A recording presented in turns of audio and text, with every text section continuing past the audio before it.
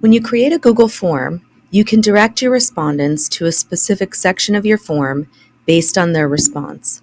So for example, if you want students to answer questions specific to a book that they've read for a book study, you can create a question asking what book they've read, and then based on their answer, they will be taken to a specific section of your form that is relevant to their book.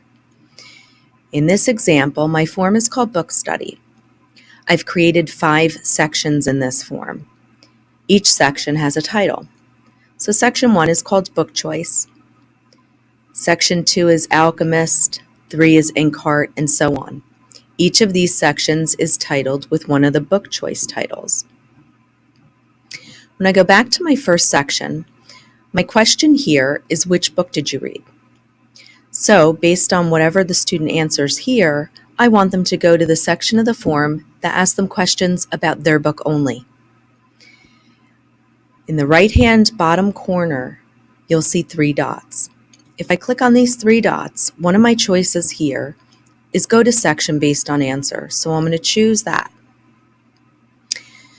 Now, next to each answer choice, I see continue to next section with a down arrow.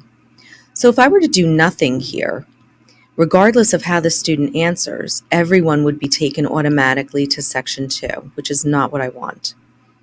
So what I'm going to do is hit the down arrow next to each of my answer choices. Now, if a student chooses Alchemist, I want them to be taken to the section for that book only. You'll notice that my sections are listed by number, but next to them, in parentheses, is the title of each section.